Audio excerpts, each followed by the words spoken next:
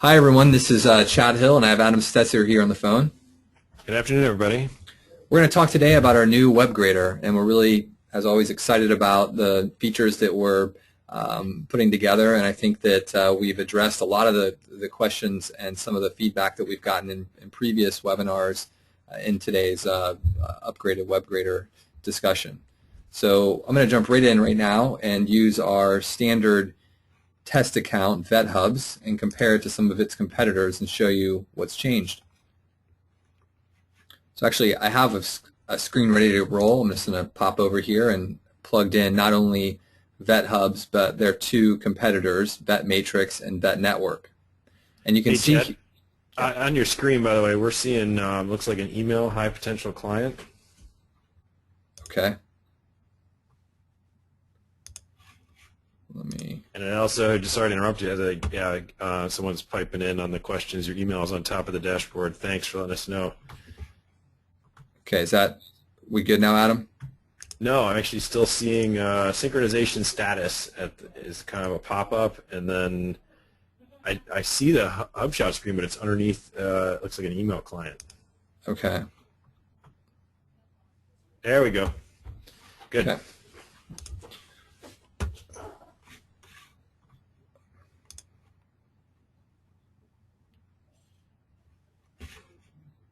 Okay. Give one more second here, guys. And hi, everybody. Once again, this is Chad Hill. Today we're here to talk about the upgraded web grader, and I also have Adam Stetzer on the phone with me. Take two. Nice to see you, everybody. Okay, as I was saying, we're excited to be talking about what we've done here with the web grader, and I'm going to jump right in and take you to an example that we use quite often with VetHubs. And you can see that I went ahead and pre-filled in a new web grader report for VetHubs, and I've added in to compare VetMatrix and VetNetwork, two other companies that VetHubs competes with. So first of all, we redesigned the score and the screen so that we shifted some of the features that people were using the most to the top and moved some other things down to the bottom of the screen. And we think that primarily this does a couple things. We think the score, a lot of people have been excited to talk about the value of their traffic, and so we wanted to put that right at the top, make it very dashboard give it more of a dashboard feeling, and we've moved that up to the top here. The other thing we've done is we've added in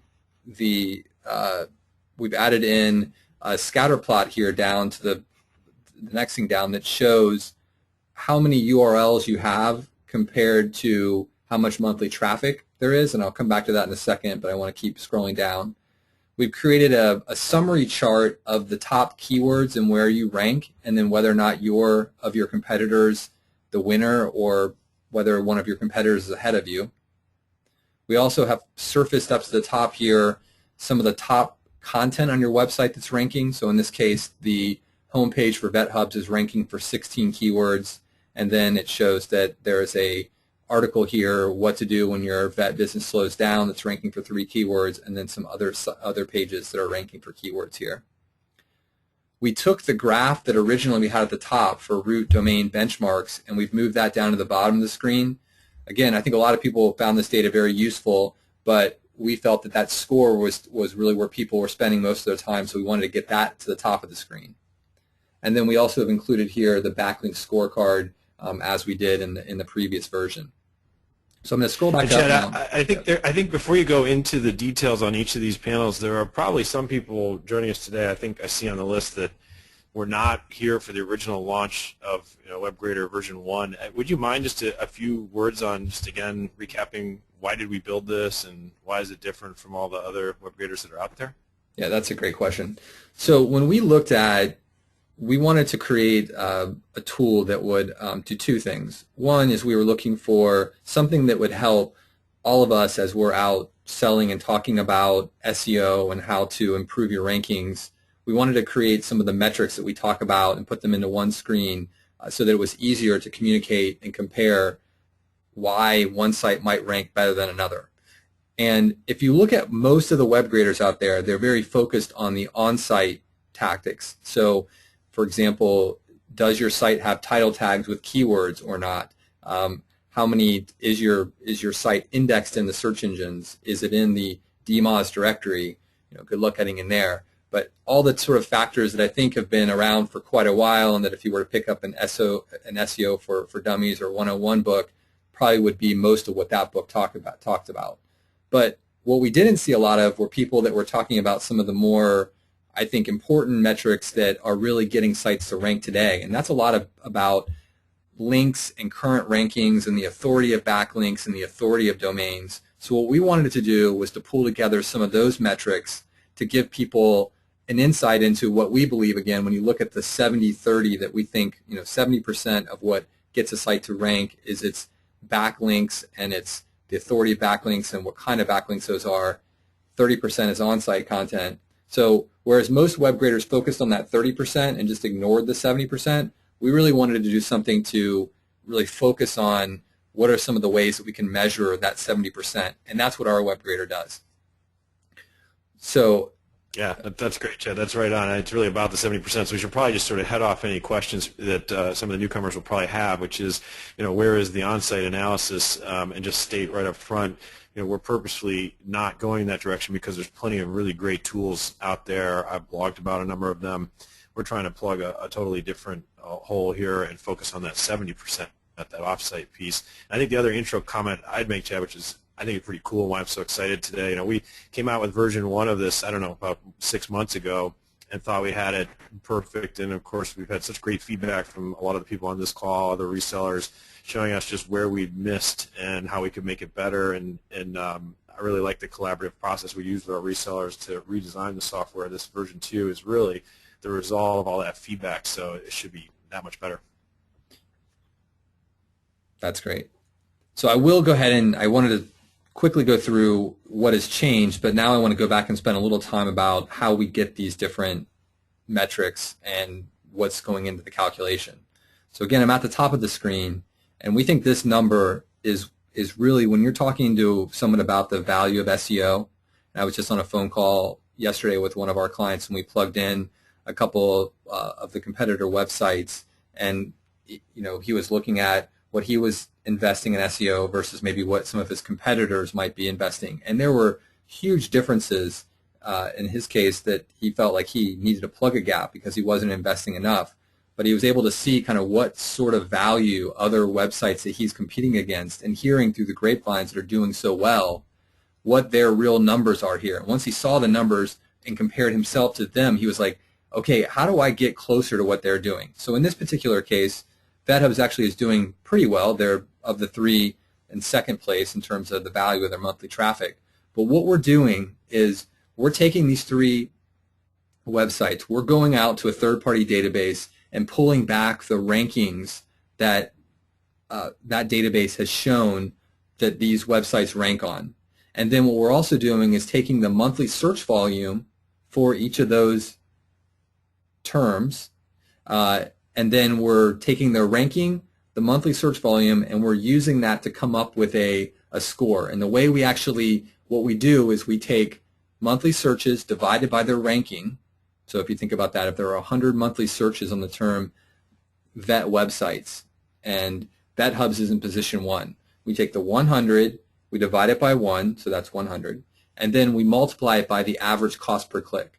And let's just say for this example that that's $2. So it's the 100 searches divided by position 1, to 100, and then multiplied by 2. That's going to be $200 worth of monthly traffic. So what we're doing is we're basically going through all their rankings, and we're sort of summing up the individual value of each of those rankings, and then we're presenting it here on the screen. So this is very powerful, like I said, because it's going to give them just a quick glance at, wow, I'm doing pretty well, I'm doing not so well, and then more than likely they're going to say, tell me more. Why does Vet Network have more? Why is their traffic worth more than mine? Or why is Vet Matrix, why is theirs less? What's going on? So we're going to answer that question. And Chad, before you answer that question, so someone piped in on the question board saying, he said that really fast. I need him to repeat the whole thing, the calculation, one more time, please. Okay, right. And just for everyone's information, I believe we have that. I'll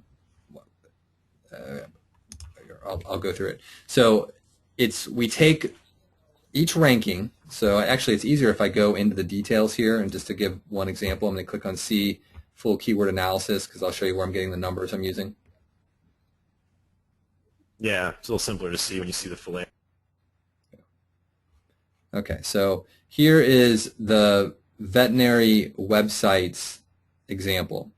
So in this particular case, we pulled back veterinary websites and we saw that we ranked in position 3, or VetHubs ranked in position 3.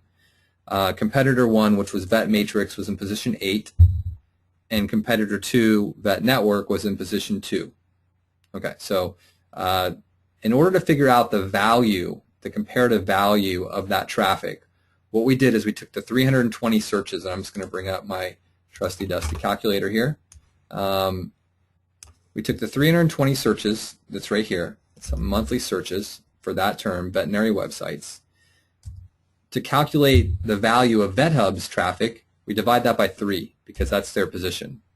And again, if you think about what we're doing there, we're just saying that you obviously want to divide it by the small a value as possible. So somebody in position 1 gets most of the search traffic, so we divide that by 1. They essentially get credit for all of the monthly searches. Even though we know the click-through rate isn't quite 100%, we're going to give them a big bonus on the value of that traffic, because as you move down to 2 and 3 and 4 and 5, you will see that you're really starting to slice the pie, and you're getting a lot less credit for each of those terms. So VetHubs is going to get 100, effectively, we're going to say it's going to get 106 visitors off the term veterinary websites in a month. And then we're taking the cost per click if you were to buy that keyword through AdWords, right? So if we didn't have the ranking, we would have to buy it through AdWords. So we're saying that traffic is worth roughly the average cost per click, which is $2.17. So I'm taking the 106 and I'm going to multiply it by the $2.17, and we're going to say that VetHubs is the value of the 3rd position ranking on veterinary websites is about $231 a month. So then what we do is we go through every other keyword that's on this report, do that same math, and then we add it all up, and that's how we get to each website's estimated value of their monthly traffic. Okay, so just as another example, so let's take the first competitor here, who was VetMatrix, and if VetHubs gets $231 worth of value out of their 3rd place ranking, let's see how that goes down when you're in position 8. So we're going to clear that. 320 divided by 8 times 217. So, goes down from the $300 and so range to $86. And so you can see, and that's probably about right. I mean, someone who's in position 3 is going to get more traffic, and therefore the value of that traffic will be higher than someone who's in position 8. Because we've shown before, and you can certainly find other surveys out there that show that there's definitely this winner-take-all with click-through rates on even the first page of Google. So the guy in position 1 may have a 40% or higher click-through rate, whereas the guy who's in position 2 or even 6 is going to have a much lower click-through rate. Okay, so I'm going to go back to the research screen here. And while you're doing that, Chad, we're getting some questions here. They're stacking up pretty quick. One is what you just covered included several assumptions about the number of clicks you get in each position. Is that correct? And while you're getting the screen ready, I can just take that one. Yeah, that is an assumption. And to get to a single number or score or a value metric like we're doing, you just have to make some assumptions. There's probably 100 different ways you could do it. We think this is a very defensible way to do it, but I'm sure there's others. And again, everything we're doing here is a comparative measure. So really the value of this type of analysis is when you compare one site to another. In any sort of stat that you pull out of pretty much anything to do with SEO is useful, but it's always more useful when you're looking and comparing it to another website and trying to understand where do you fit relative to your cohort of competitors. Good point. Okay, so any more questions on that, Adam? Because I know that this is a little, it takes a minute to get your kind of head around, but any other questions there? The questions that are all pouring in have to do with the branding and how this can be used in sales, so I think I'm going to wait until you get into that, Chad, but those are the questions on the calculation itself. Okay, great. Okay, so we're going to spend a minute on the scatter plot. Now, this is great eye candy, but it's pretty dense in terms of what we're showing. But I want to, it is useful to show, so I want to talk about it for a minute. Now, what this is showing is it has, on the left-hand axis, has basically the estimated monthly traffic value, and then on the, that's the y-axis, sorry, and the x-axis is the number of root domains linking. What we're trying to show here is that as you get more links to your website, on average, you end up getting more traffic to your website, or the value of that traffic goes up. Now, you can see here that there's a whole lot of clustering of stuff over on the lower left-hand side, and basically where there's roughly 0 inbound links or 0 root domains linking and not a whole lot of traffic.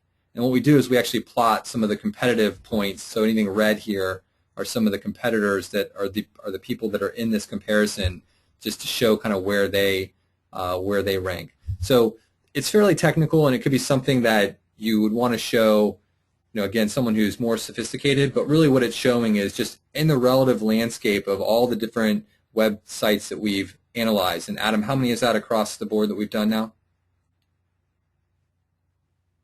Well, we're targeting a couple million. I think we're about a third of the way through our total book in the database. Yeah, so we've got, I think we are, like Adam said, we're targeting 2 million. We're approaching 1 million different domains that we've run through this analysis, and this is just plotting that all of those domains and then the ones that you're specifically analyzing. So that's what this is showing. I mentioned before the top ranking content. This is kind of useful because it actually is interesting to know, are all of my rankings coming in off of the homepage, or do I have a lot of rankings on deeper content? And so it's kind of interesting when you're, again, looking at a client and talking about, going back to the 30% and their on-site strategy, is just to look at this and say, well, which of your pages do rank, and is it all clustered around the homepage, or has all that blogging you've been doing started to bring in some other traffic? So you can see here that I'm actually clicked through on that particular chart just to show where some of these terms that we talked about are actually, which term is actually, which page is actually ranking on that term. So you see veterinary websites, it's the homepage. And you can see that vet websites is ranking on Find a Vet. And so there's some other places here that you can see kind of which content's ranking for which keyword. So this is useful to look at.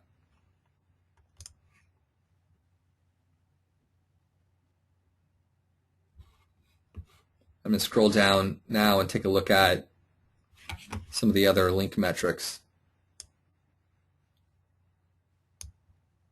Okay. So this is the chart that we used to have at the top of the screen. And again, we've moved it down the screen, but I want to focus in for a second on the backlink scorecard, and then I'll show you this is essentially a plot of the data that's down here in the backlink scorecard. The first thing we've done is, again, this is the 3 competitors, VetHubs, VetMatrix, and VetNetwork. We've simplified this chart a bit. We had a whole bunch, we had, I think, 3 other metrics or 2 other metrics that we were showing on the screen. We've now simplified it to 4 metrics: domain authority, Moz rank, links, and root-to-root links. So let's take those each one at a time. Domain authority, these are all SEO Moz metrics. So domain authority is SEO Moz's number between 0 and 100 that establishes a individual domain's ability to rank on terms. So what are its chances of ranking on terms? And you can see here that we've got domain authority of 39.5, 48.3, and 38.2. So what's interesting is that the one, VetMatrix, has a higher domain authority but actually has the lowest score. So that's kind of an interesting scenario. It could be some of their content isn't as relevant, or that maybe they're trying to SEO some keywords that we're not looking at here that maybe don't have as much traffic. So that could be that. Moz rank in this case is the best approximation of PageRank. So it's SEO Moz's attempt to sort of reverse engineer Google's PageRank and come up with a number. So this is a 0 to 10 scale, and so it's saying that, according to their metrics, each of these 3 domains would be a PageRank 6 or a Moz rank 6. We then are showing total number of external links to these pages. So what's interesting is that you can actually look at some of the SEO tactics here and what's working and what's not. So you can see here that Vetmatrix, who had the lowest score, has the highest number of links. And what they're probably doing in this case, because they've got, a lot of my guess is that there's a lot more directory links or something, right? Because you can see that both VetHubs and Vetmatrix have a lower number of links, but their scores were a lot higher, so they're ranking on more content. So again, the links would show how many links across the board are coming into this website, and that could be that if you had 10 links on a website, that's going to show as 10 links in this particular metric. Whereas what the root to root is showing is just how many unique domains link to your website.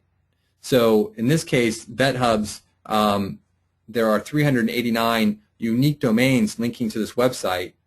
Now when you add it all up, it could be that some of those domains maybe have a link and a signature or something, and so therefore there are technically more links to the website, but the actual unique number of domains linking is only 389. So that's what that's showing. Yeah, that's good stuff, Chad. I mean, I was talking to someone just, I think it was earlier today, and they were saying they were worried because they had a page 1, position 1 ranking, but their domain authority was only 37, and they had run through the guys in position 2 and 3 right under them on page 1, and they were showing domain authorities of like 55 and upper 60s.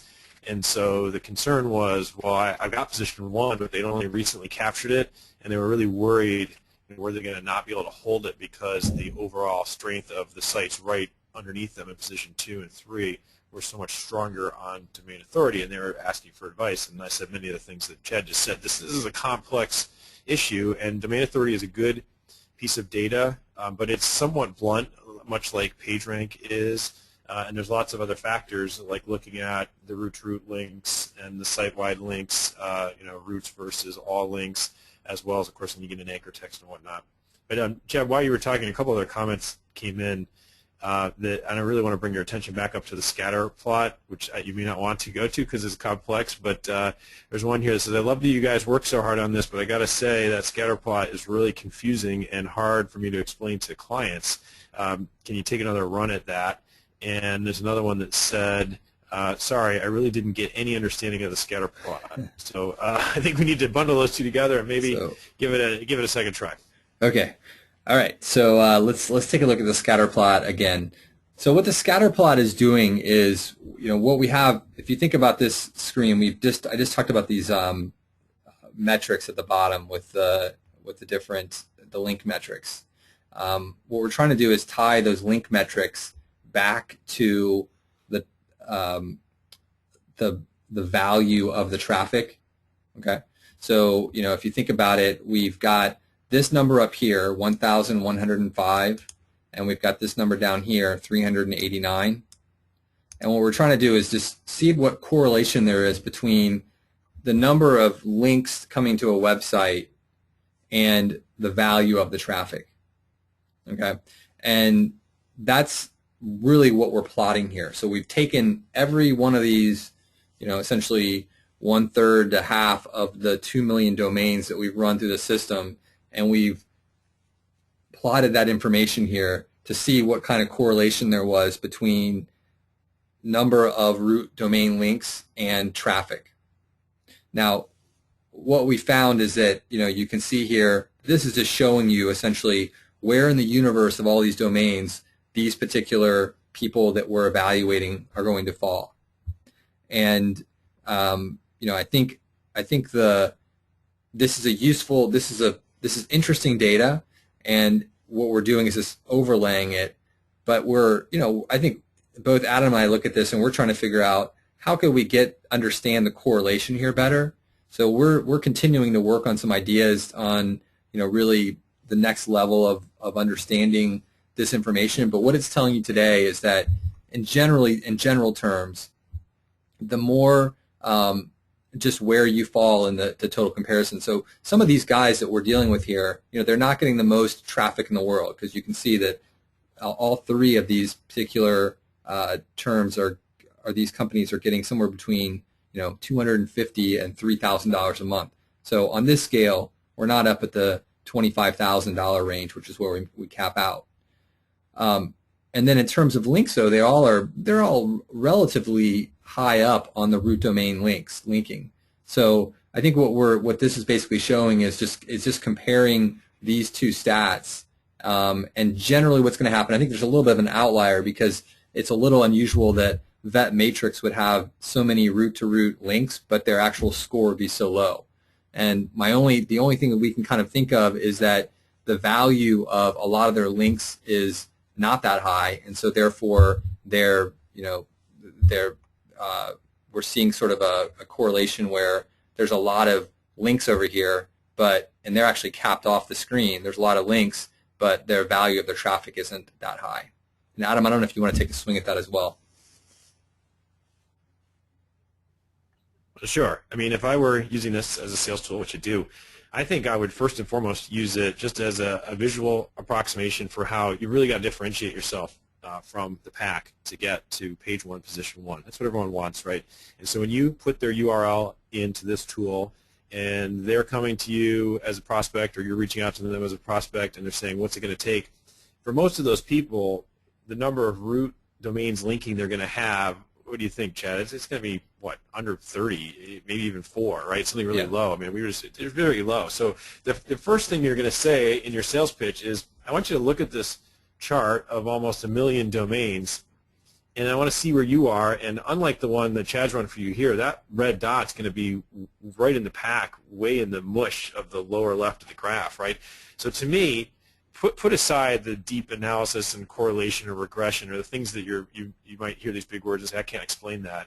Just put all that aside and say, if the only point you can make here is the vastness of the competition, you're winning the race, because you're getting them to realize there's a lot of people who've gone in for these positions, and I'm going to have to spend some money.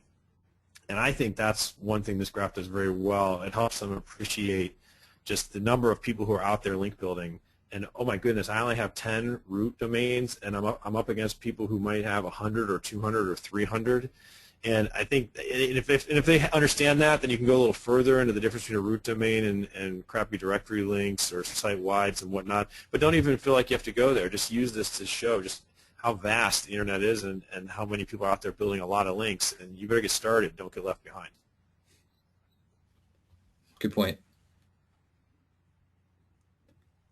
Okay, well, that's the first pass, and please, if any other questions come up that people just want another explanation, we're about to go into the most exciting part, which is how you guys can get this through your portal. So I'm going to, in this case, VetHubs is not only the client, the end customer who's running an SEO campaign, but they're also, in this case, a reseller.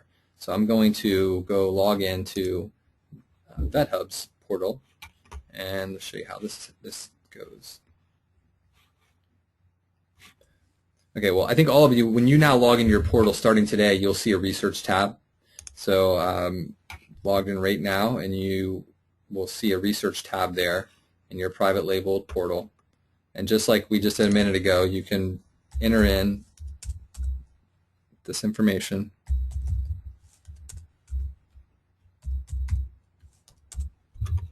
And run a report. So now this information is actually inside your portal. So you could sit down with a customer, you can run this inside your portal, screenshot stuff out, sit down with them, run it, show it to them side by side, do a WebEx of it, whatever makes the most sense. But what we've also added is the ability for you to share this in an email link. So you'll see over here on the right-hand side that this report that I've just run comparing these 3 competitors, I can grab this link here, okay, and I can send it to a prospect for them to actually look at the report. Now, what I had up before was a sample email that I would like to show everyone. Now, Adam, just to make sure, can you see this email? I want to make sure I'm not hiding my window. Yeah, no, it's showing great. Great. Okay, so I just put together a sample email that I might send out to a client. Hey, potential client, I've included a link to our WebGrader tool that shows you how you stack up against the competitors we discussed. So I've got the link here. Now, when you send out a link, and any time that you have a non-user of your system, you need to give them as well this guest password, username and password. So I've got a screen here where I just want to pull this up and make this really big for everyone to see. But anytime you want to share one of these WebGrader report links with a client, you need to make sure you tell them to log in as guest at guest.com, and the password is also guest. Okay. Now, for any of your current users, they will be able to log in and look at the research reports. So that's sort of a separate piece. But this is really more on the prospect side. You will need to give them this username and password that we've given you in order to get to the WebGrader report. So in the email that I was showing you, I've just given the sample where I ran the report, I inserted the link, I said don't forget to log in as guest at guest.com and password guest. And then, again, just if I were doing this, I might have a couple bullet points that said the important things to look at are the following 3 stats. So-and-so has nearly triple the amount of traffic that you do on a monthly basis. These are keywords that they're ranking on that seem to be that you need to be ranking on, and just go through a couple some things you might have seen in the report. Or you can also just simply send them a link and say, let's set up a call so I can walk you through the details here in this report. But you'll see here that this link is coming from your private label portal, in this case VetHubs. So I'm going to just close my browser for a second. Actually, this will open up. And there is a question about that. Chad said, well, that's a great tool, but it says HubShout in the corner. So just make sure we're clear, because there may be some folks on the webinar today who don't have their private label portal set up. Let's just be very explicit about that. This tool we're showing you completely can run under your logo and has no reference to us whatsoever. It's a tool we give to our resellers to help you sell, and there won't be any trace of HubShout anywhere.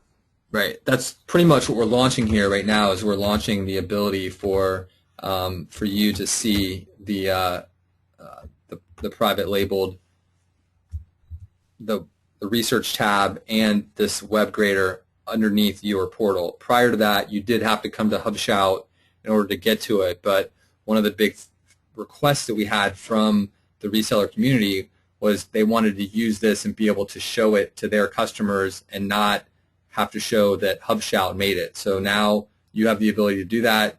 This doesn't say HubShout anywhere in it. You can see we're totally private labeled, and this is something you now have access to get today when you log into your portal. Okay. So the URL again that you can, this URL here that you can grab to share a report, you can just simply copy that, paste it into an email, paste it into a document if you want, and then, like I said, the only thing you have to give, and we will remember which portal we're logged into. So the URL here to the right knows that this is a VetHubs portal, so it's showing VetHubs in the link. So that way, again, you're not disclosing HubShout in any way. And you can grab this URL, put it into an email, and just remember to include the guest at guest.com and guest for the password, and they should be able to get to the report. Great. Somebody's asking, Chad, so can I add a branded snippet of this tool to my website?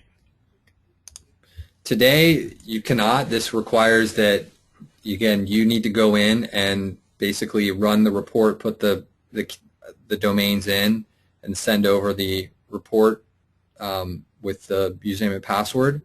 So that's how this is set up today for you to be able to share this information with your customers. Right. There's a slight amount of prep work we want you to do, and we think you'll get the best response if you nest it in a well-crafted email. You could write that once and use it over and over again, and get them to pull them in. The next question is, has this grader been added to my dashboard? Yes, you should be able to, as of yesterday afternoon, when you log in, you will see the research tab in your dashboard, and you should be able to log in right now and use this functionality. Cool. This is more a statement. This is awesome, guys. It's a lot like another tool I use, and they charge me over $1,000 a month to use it. I'm glad to hear that. That's, of course, why we've been investing the last 6 months to build it for free to keep you excited about us. Yeah, I mean, I think one of the things we've heard along the way, and we know that we want to continue to help with this, is that obviously sales is a really important part of the process. We believe that these kinds of metrics and this type of information helps make the case. And like I said, one of the main reasons we moved this value of the traffic up to the top of the screen, again, from a relative perspective, you can say, well, my assumption would be a little different here or there, but what really the power comes in is when you throw up one of your potential clients or even one of your current clients and you throw in their competitors, and it could go either way. It could be you're doing great, but here's some areas where you can improve, or hey, look, these guys you were dead right. You sort of felt like they were doing better, and here's proof of where they're doing better. Actually, I want to dive into one of these screens again and look at this under the section here. Well, before you leave, Yep. Chad, actually we've got another question that says, what you guys did with the scatter plot and giving us the words for the sales pitch was really helpful. Can you give a similar sample sales pitch for the domain authority backlink scorecard section? That would also be really helpful. Okay. I think that, again, most of the time, because Adam made a good point, I'm showing 3 examples where they probably, all 3 of these players are national page 1 providers of veterinary websites and veterinary marketing services. I think that probably 7 times out of 10 would be my guess, probably about that ratio, we're going to be talking to people who are not all on page 1 for major national terms. So generally what they're going to see, what you're going to see here is that, and I would suggest that when you go do the analysis and you find competitors, not to find weaker competitors, because what we're trying to do is say, here are the people who are doing well online, and let's see how you compare to them. And I think almost any business owner I've talked to always has this hunch that somebody's doing better than them. And usually they're right, because they hear about it word of mouth, they're in a tight little community, and they know what's going on. For example, the call yesterday I was on, I pulled this screen up, I plugged him in, he's like, put in these 2 competitors. I plugged them in, and his hunch was right. Their scores were double, and in one cases triple what his were in terms of value of their traffic, which was exactly the thing we wanted to do. Now, when we scrolled down and we looked at this section, it was really clear that his domain authority and root-to-root links were significantly lower than the other 2.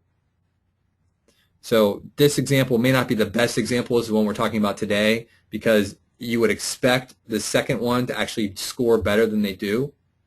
But what we saw, what you normally will see is these metrics will, and you'll be able to say, look, domain authority is a combination of links and the authority of those links. Yours is lower than your competitors. You can see they have more links. That helps build your domain authority. They have more root-to-root links. That helps build your domain authority. So really at the end of this, and again, 70% of the cases, you will look at this chart, this table, and you'll be able to simply say, yes, in order to accomplish and get the scores that we were showing at the top of the screen, one of the places that you need to address immediately is increasing the number of links and the quality of links to your website in order to build the authority and the ability for your website to rank on terms and therefore improve its score by getting more traffic on those terms. So let me give you the exact steps and how you would accomplish this for the person who asked the question. So your prospect is the person you would put under your URL. You'd put their URL, right? And your prospect is not on page 1. That's why they're your prospect. And so what you then would go and do for the keyword you know they want to rank on, let's say it's Houston fences, you would go do a Google search on Houston fences, and you would pick 2 to 3 competitors who rank really well on that term, and you would put them in competitor 1, 2, and 3. So you've got your prospect under your URL. You've got 3 competitors who you know are well ranked on a keyword they want, and just as Chad said, this chart is going to come out and the story is going to be immediately obvious. The reason those people are on page 1 and your prospect isn't is because their domain authority is lower, their Moz rank is lower, their links and their root links are likely to be lower. If that's the case, you've got your pitch. The data is showing you need my services to correct these numbers. It's just simple math, and we'll move your ranking. Now, if it turns out your prospects' numbers aren't lower and are in fact higher than the people who are outranking them, you have a different pitch. It still leads to needing to buy your services, but the pitch is whatever you've been doing for link building has not been effective. You may have high numbers, but my guess is those links are crap. They're directory submissions, and they might have worked 6 years ago, but they don't work today. So all the other conclusions that Chad already covered are true, and those are the steps I would go through to prep for that sales pitch.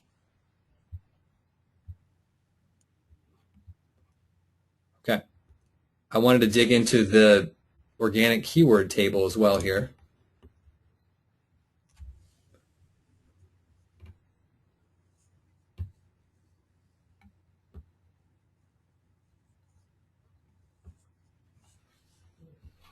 Okay, so one of the other things I just wanted to throw out that I've seen happen sometimes. So when you're running one of these reports, if you see that, and I think Adam's example was great, how it's really clear. The guy says, I want to rank on Houston fences, you know who he is, and then you go find out who the competitors are. That's probably the simplest, easiest way to go.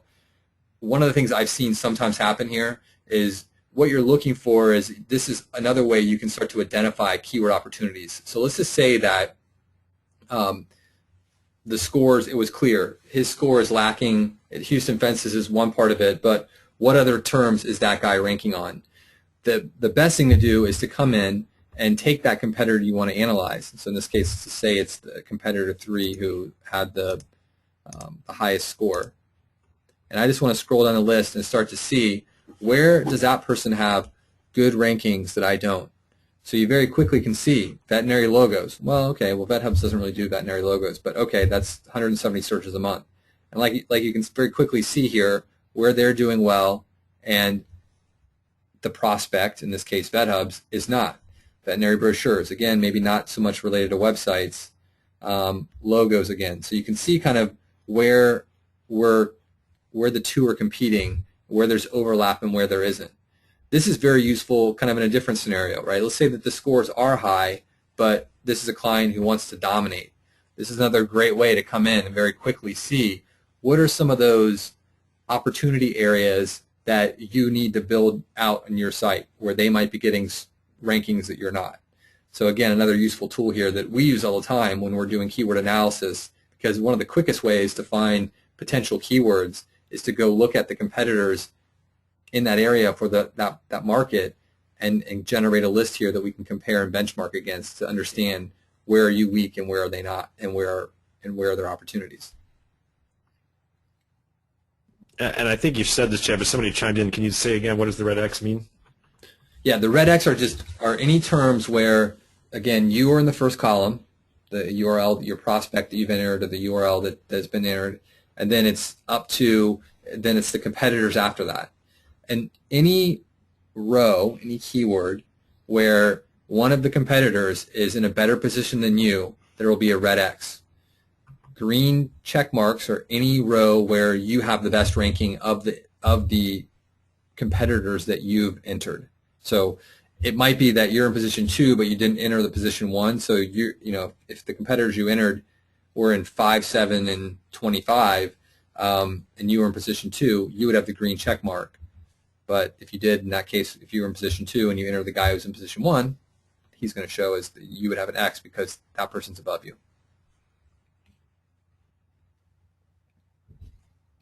Cool. A couple people have enjoyed my term crap links. Someone specifically said, can you elaborate more or have Chad talk about what is a crap link versus a good link? How do you know the difference? Well, do you want to take that, Adam, or I'll let you take it? Sure. I mean, I generally think of the link in terms of the power of the domain that's behind it.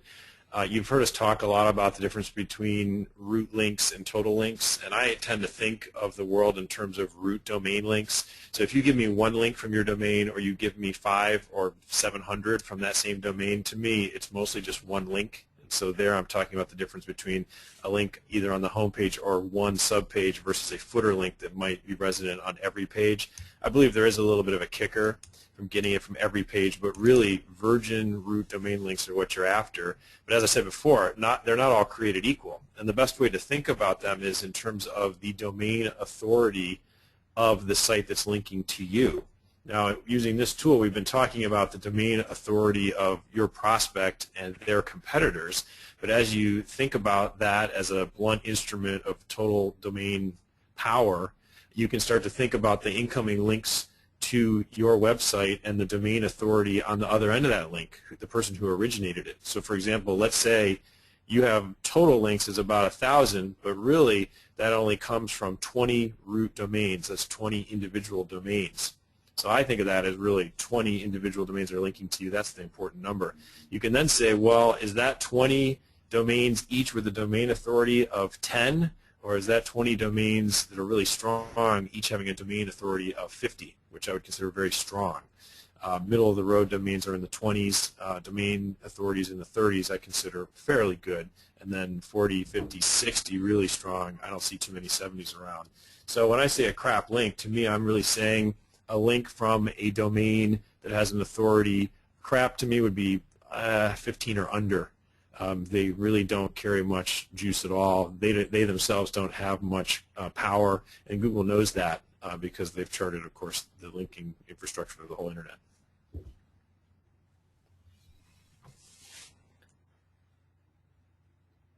Okay, well, are there any final questions? And again, as I said, yeah, there's a bunch more, Chad. Okay. There's a bunch more for you. I was kind of waiting to see if you were done with your walkthrough. I'm done. Okay, all right, great. Let's hit this. First up, great job, guys. When you said that a private label version of the WebGrader is coming soon, I figured that meant a year. Thanks. Thanks. I'm glad we could beat your expectations there. This tool would be better if it tracked the email addresses of people I sent this to use it. I don't know if you want to say a few words about that, Chad. Let me get my head around that. Right, so I think it's sort of a Google Analytics. Did someone open the link and actually look at the report? Is that, I believe that's the question, right, Adam? I think so. So I think maybe, can we use our email blast system in some way to know that? I think it's a good question, and it is something that, again, we see this as this research. I mean, we have some ideas here of where we want to take this. We want to take this to the next level, which is, so I have a problem, what do I need to do, right? And the ability to say, well, let's pick the 5 or 10 domains that are going to have the best impact for you, enter a budget, and let's get going. So I mean, we want to take this as a starting point in the direction of almost creating a proposal off of it. But so I don't know if that would link to the email and automatically create a lead. Again, we have some ideas there. But for today, it doesn't do that. We've sort of put the email tracking on your side by allowing you to stick it into the email. So if you did want to, as Adam's saying, want to send this out through the email tab and understand how many people opened the link, that would be fine. I mean, technically, if you really wanted to get analytics and insight into it, you could use a URL shortener, because a lot of those guys give you some analytics. So I'm just kind of thinking off the top of my head, but if that was something that was important to you today, you could use Bitly or one of the other URL shorteners, throw this link into it, and it would then be able to count how many people and who opened it and where they went. So that might be an idea to think about as well. I think those are good. I would highly encourage people to try to get people on the phone and walk them through this. You see how complicated this is for even this community here, and these are people who sell SEO and are in the know. So imagine just your average business person trying to get their head around this. That's why I think it's important that your voice is right there guiding them through, basically establishing credibility that I know this, I'm the guy you want to hire for this job. A couple other comments and questions for you, Chad. Need to embed a help system to explain each of the functions, and a related one, could you guys use some sort of tooltip or flyover to embed snippets to help explain each of the panels on the WebGrader? Great question. One of the things that we're going to do, and I think we were looking for a little feedback on this, I'm not sure if there's a great way to capture that, maybe just comment back to Adam on this, but we were going to record a video. We have a video today on the HubShout side. It does zoom out and show the branding, but what I was going to do is record a video that zooms in a little bit more on the modules and then walk through and talk about them in sort of a non-branded way. So that was one idea. Again, that there may be some sensitivity to a voice that your prospect's not familiar with, or maybe that everyone's like, nah, that's okay. So we were curious to get some feedback on that. So if you want to ping a couple responses back to Adam on that, that would be great. And then the other suggestions about tooltips, I think those are good, and we'll see what the feedback is and then make a decision on the best way to get some help here. Yeah, even before you started talking, someone put a comment in, the video would be great if it was unbranded. That's even before you asked. Hover-overs would be huge. I would be interested in knowing, would you rather have one long video that sort of walked you through this whole page, again, would make it unbranded, or would it be better to have lots of small videos that could somehow be tied to each function?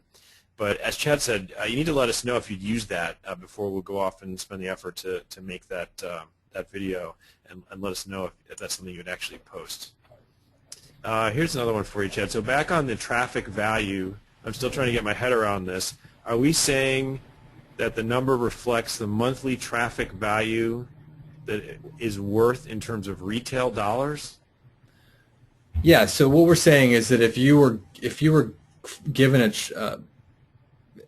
if you could not get this traffic, if VetHubs could not get this $1,100 of traffic each month because it had no organic rankings, and let's just say the world is narrowed down to the only way to get traffic, the only alternative to organic traffic is paid search traffic. Okay, it's saying that you would have to put your credit card in AdWords and pay Google $1,105 a month to get the equivalent of what you're getting, of what you've earned and are paying nothing for today. So we're really just using the way to determine the value of a visit is the easiest way to do it is to say how much would you have to pay for on the pay-per-click side of the world to get that same visit. And so we can pull that data because Google publishes that as part of their AdWords keyword research tools. They give you an estimated cost per click. So again, there's assumptions there because sometimes the estimated cost per click isn't what it really costs, right? There's a lot of assumptions, but because we're using the same number across the board, and those numbers are just as accurate, across all the different keywords that we're analyzing. Again, we feel pretty comfortable that when comparing this to across different websites, that it's an accurate measurement. So hopefully that explains what this is. So the answer is that this is the estimated value of the traffic if the only way to get that traffic was to use Google AdWords cost per click advertising. Good. And thanks for all your feedback. It's funny, Chad, of the comments, I'd say it's split right down the middle, whether people think that many short videos would be more effective than long ones. It's really literally a tie. But then my personally favorite answer, as long as the voice you use is a sexy one, we're cool with it. We'll keep that in mind. Another comment here, having an average link authority number would be cool on this tool. Okay.